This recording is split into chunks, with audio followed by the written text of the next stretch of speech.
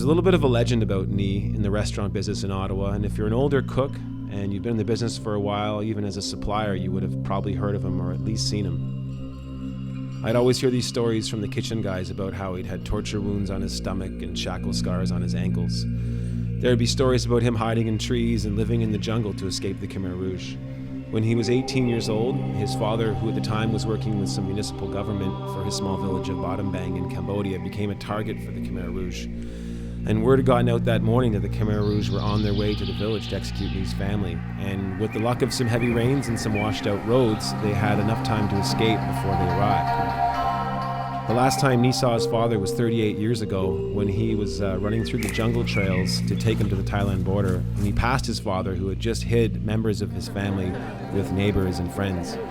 And they barely would have had any time to say goodbye to each other before his father needed to get back to the family. And Nee ran the opposite way for 120 kilometers from their village to the Thailand border.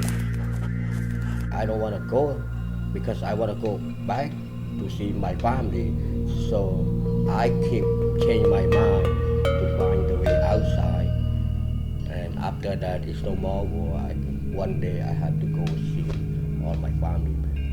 You know, Nee's been a very, very loyal employee. He's the kind of guy that shows up every day, no questions asked. Whether he's sick, whether he's tired, he doesn't care. He comes in, he's like the sun rising. He's consistent as that. In the 10 years he's worked for me, never called in sick, never been late, never missed a day's work. So I wanted to reward him for that. I wanted to, I feel like a guy like that is never going to have the opportunity to go home. So we took him. The adventure began in Bangkok. We arrived and we were really tired from a long day of traveling, but we went right out on the streets and started touring, enjoying some of the indulgences and the sights and sounds of the city. Rode around in a tuk-tuk like everybody else and went to see a Muay Thai kickboxing fight, which is really cool. Then we made our way to Koh Chang, and that was a beautiful experience. Spent a lot of time on the beaches there and snorkeling and just touring around the island. And then eventually we made our way to Cambodia and Angkor Wat, which is, I believe, a rite of passage for most Cambodians. And it was an experience that Nee was robbed of before as a teenager. When the final step in our journey was reuniting Nee with his family after 38 years. Well, I don't know why. I was expecting,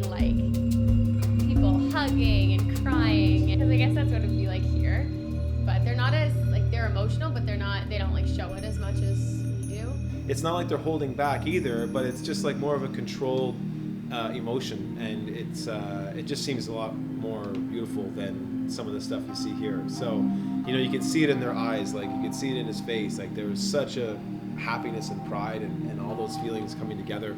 And it was quiet. It wasn't a loud thing. It wasn't a vocal thing. It was just this energy and this amazing feeling of this reuniting of these two guys. That was a really special moment to be a part of.